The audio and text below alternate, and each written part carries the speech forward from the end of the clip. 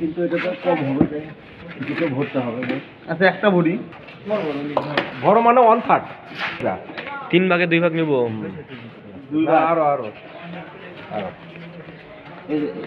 তাও 2 ভাগ হয়, কম আরো কম হচ্ছে। আর কি লাগে জার্মিনেশন আঙ্কেল ধরা যায় 2 ভাগ 3 ভাগে 2 ভাগ নিব এটা এটাতে। অর্ধেক হইছে। এটা কি দিয়েছেন আঙ্কেল আবার স্পেশাল ভালো নাকি এটা? না এই দেখো এক গ্লাস পানি না আঙ্কেল দাঁড়ান একটু দাঁড়ান দেখি এটা একটু দিন ভিডিও দেখিনিস। বালি যে কোনো ট্রে বুঝছো না, যে কোনো ট্রে অর্থাৎ 3 ভাগের 2 ভাগ নেওয়ার নিয়ম। তো আমরা 3 ভাগের 2 ভাগ নিয়েছি, হয় একটু কম হতে পারে, তাই না? ঠিক আছে একটু সামান্য কম হতে পারে। নিচে রাখো। এখন সরি এটা আমি যখন মাঠে বীজ বুনবো তখন আমার জমিতে কিন্তু ময়েশ্চার থাকতে হবে। কেমন ময়েশ্চার থাকতে হবে?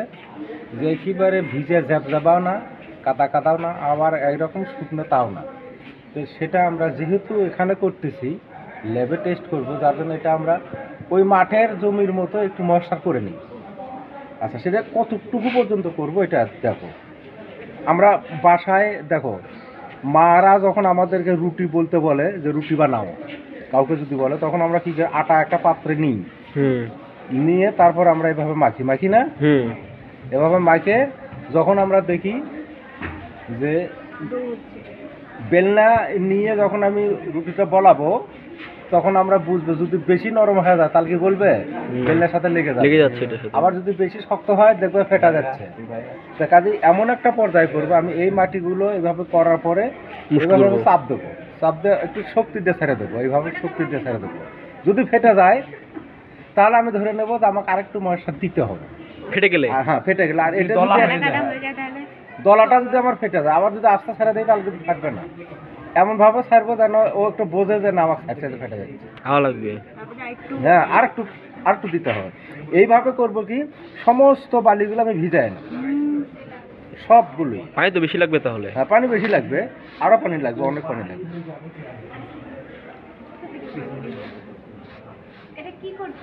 এটা হচ্ছে জার্মিনেশন টেস্ট করবো।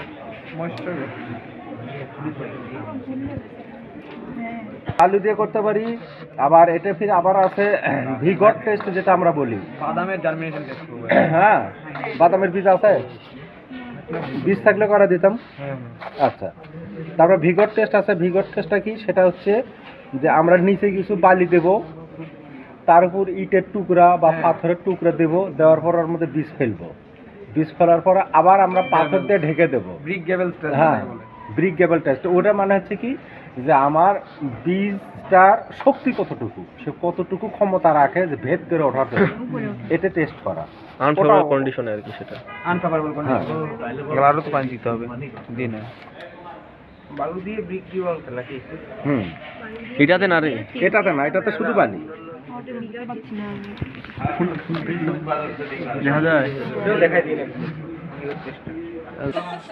এ দাঁত বন্ধ করতো না, ওদের দাঁত মেলে। ছোট ভাই ক্যামেরার দিকে ফোকাস করো। হাবিবা খুব সুন্দর আছে। পানি দিয়ে কাটিং করা বাদ দে শালা না আসলে ওরা সেটা সুন্দর।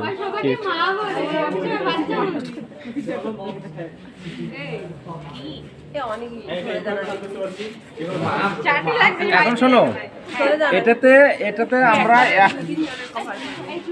দাঁড়াও, এটাতে আমরা 100 গমের সিট পিছে তাকিয়ে আছে দেখি যায়। কত আঙ্কেল?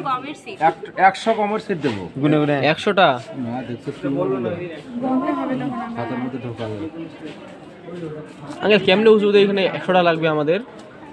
100টা দিলে আমাদের হিসাবের সুবিধা আর কি। হিসাবটা বলে দেন আমাদেরকে, আমি বুঝতে পারি না। পার্সেন্টেজ যখন আমি হিসাব করব তখন 100টা দেব। ও আচ্ছা। অন্য বীজ 100 তবু সরিষার বীজ যদি হয় বেশি লাগবে তাহলে? সরিষার বীজ কাউন্ট করতে হবে। সরিষা বেশি লাগবে না? সরিষার বীজ দিলে আমরা 200 দেব এই পথে। এনে জার্মিনেশন পার্সেন্টেজ বড় এই জন্য 100 আর বীজগুলো দেওয়ার নিয়ম কি? সরি, একটা বীজ থেকে আরেকটা বীজের দূরত্ব হবে কতটুকু? একটা বীজের 2.5 গুণ পর, 2.5 গুণ। ধরো শীট থেকে শীট। হ্যাঁ, গমের একটা ইয়ে আছে না, লম্বা আছে না, ওই গমের বীজটা আড়াইটা বীজের যত পরিমাণ জায়গা ওইটুকু বাদ রেখে আরেকটা বীজ করি। যার জন্য এখানে আমরা হিসাব করে দেখছি 100টা বা 105টা লাগে, যার জন্য আমরা 100টা দেবো। আচ্ছা চলো এখন এটা নাও। এটা আমাদের কথা বলিস না।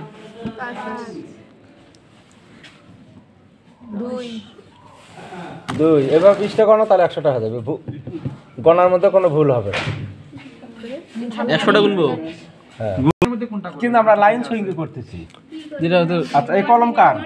আঙ্কেল আমার। এই ও না না আঙ্কেল আমি কিনে উল্টা পাইতে করেন। উল্টো পাঁচটা পারলে ইয়ে বালু ঢুক ওইটা না, আরে কিছু হবে না। পেন্সিল আছে। আমি আত্মা উঠে গেছিল এখন আমার। দেখো আমরা অনেকখানি ডিপ করলো। এই রে মো এটা কেমনে করছে? পানি দিছে না খালি খালি পানি আর কি দিছে? ঠিক আছে, চলে यार। তো দেখো কয়টা লাইন হয়। লাইন কয়টা করব? 5টা না 10টা? যতগুলো হয় জায়গার মধ্যে এবার বলেন আপনি কি করবেন কন্টিনিউ দাঁড়াও আগে লাইন করি। সব লাইন করবে এভাবে। 7টা লাইন করলেন টোটাল।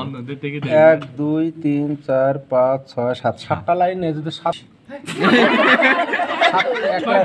105 হচ্ছে, 6টা তাহলে আমরা 14টা করে যদি দেই তাহলে আমার কয়টা লাগতেছে? আচ্ছা শোনো, একটা করে লাইনে আমরা 15টা করে দেবো, তার মধ্যে 4টাতে একটা করে কম দেবো, 5টাতে একটা করে কম দেবো। ঠিক আছে, সুন্দর হয়ে গেল। আচ্ছা তাহলে হিসাবটা আমার ক্লিয়ার হয়ে যাচ্ছে। দেখো এখানে আমি একটা দিলাম, হ্যাঁ এই যে 2টা, ঠিক আছে, 3টা,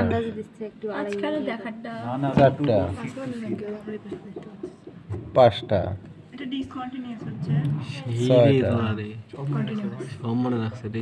7, কেমনে কি? 8, সিটের দূরত্ব আছে বলে প্ল্যান হয়ে যাচ্ছে ও আচ্ছা ডিসকন্টিনিউয়াস 10,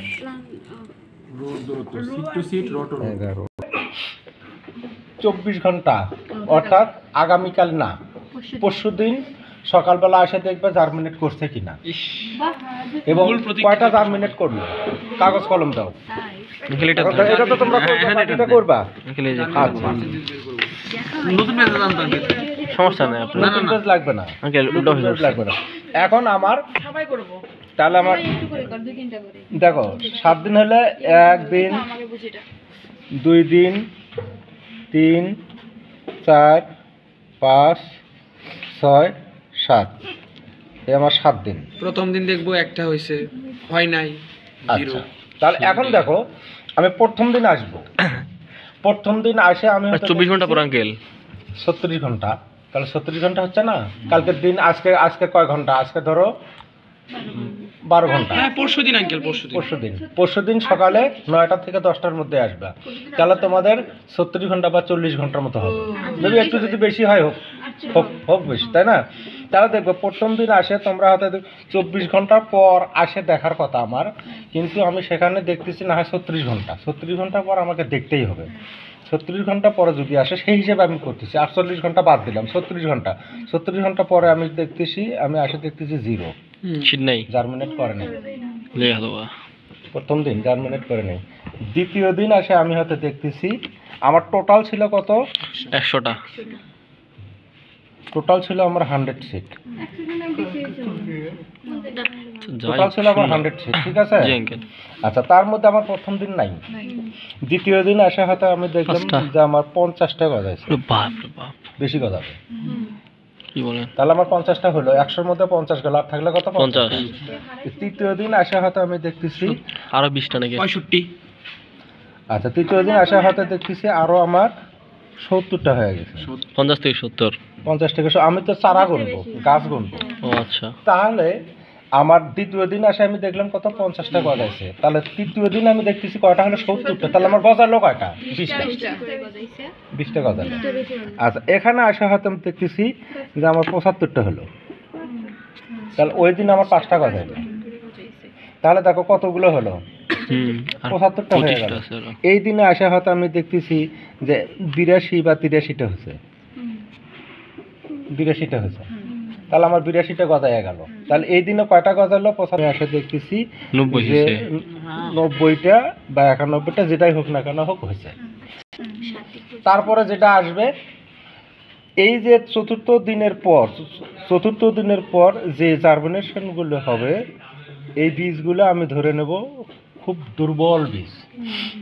এটা হবে কি, গাছ আমার হবে হয়তো রুট বড় হবে বা শিকড় ছোট হবে, অথবা শিকড় বিরাট বড় হয়ে যাবে, রুট নেই, বা হয়তো মাঝামাঝি অবস্থায় এসে দেখা যাবে যে, অর্থাৎ এক কথায় আমরা যেটা বলি, আমাদের কতগুলো সন্তানেরা আছে না যে তারা জন্মগতভাবেই অ্যাবনর্মাল, হয়তো পা, নখ, যেটা বিকলাঙ্গ, এই ধরনের আর কতগুলো আছে শারীরিকভাবে দেখা যাচ্ছে জন্মগ্রহণ করার সময় খুব সুস্থ সবল, মার পেট থেকে আসছে, কিন্তু আসার পরে সে যে কোনো কারণে হোক রোগ আক্রান্ত হওয়ার কারণে সে হয়ে ছোটোবেলাতেই দেখা যাচ্ছে যে নেই, 12-13 বছরে দেখা যাচ্ছে না, ওয়াকদে আসলে সমাজের কোনো কিছু হবে না।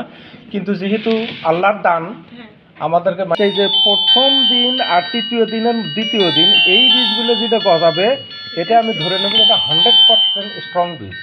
যেহেতু আমি 48 ঘন্টা পর আসতেছি, তাহলে আমার হয়তো জার্মিনেট করতেও পারে, তাহলে প্রথম দিনটা তোমরা কাউন্ট ধরে নেবা, দ্বিতীয় আর তৃতীয় দিনে বেশি হবে, তাহলে দ্বিতীয় এবং তৃতীয় দিনে যে চারাগুলো গজাবে সেটা আমরা ধরে নেব একটু শক্তিশালী সবল, লাস্ট পর্যন্ত টিকে থাকবে।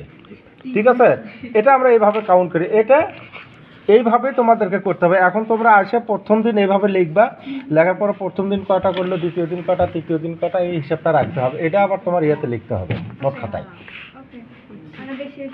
হিসাবটা তারপর বেশি না, বেশি লিখতে হবে, 105টা লিখো না। যখন আমরা এটাকে রুট লেন্থ এবং শুট লেন্থ, আমি ওই যে বললাম না যে প্রথম দিন যে গাছগুলো গজালো সবল, মাঝখানে গজালো, তারপরে ধরে নেব ওর থেকে একটু দুর্বল, শেষে যেটা গজাচ্ছে সেটা একবারে দুর্বল। এখন এই সিডলিংগুলো এটার ভেতর থেকে আমি সবগুলো উঠায় নেব, শিকড় সহ উঠায় নেব, উঠায় নিয়ে ভালো করে আমি ধুয়ে নেব। ধুয়ে নেওয়ার পরে আমি রুট লেন্থ মাপবো, রুট কতটুকু, শুট লেন্থ মাপবো কতটুকু, এবং ওখানে আগে চোখের আন্দাজে আমি আগে গাছগুলো আলাদা করে নেব। তার মানে 100টা দিচ্ছি, একদম সবল চারা কয়টা, ধরো 30টা হলো, তার থেকে একটু ছোট চারা কয়টা, এভাবে করতে করতে করতে যেটা মৃত সিড যদি থাকে, যখন আমি এখানে 100টা দিছি, এখানে আমি 90টা পাচ্ছি, তার 10টা মৃত সিড আর মধ্যে থেকে যাবে, ও কটা আমি বের করবো, বের করার পরে ওখানেও আমার পার্সেন্টেজ হবে, যার জন্য মাটি থেকে করলে এটা আমার কঠিন হয়ে যায়, শিকড় ছিঁড়ে যায়, কষ্ট হবে, যার জন্য সুবিধার জন্য এটা। বুঝেছো? আলহামদুলিল্লাহ। কিন্তু এগুলো এক্সট্রা সিরাজগঞ্জ, হ্যাঁ, made in Sirajganj. Uncle tout মানে কি, এক নাম্বার টাউট সেরা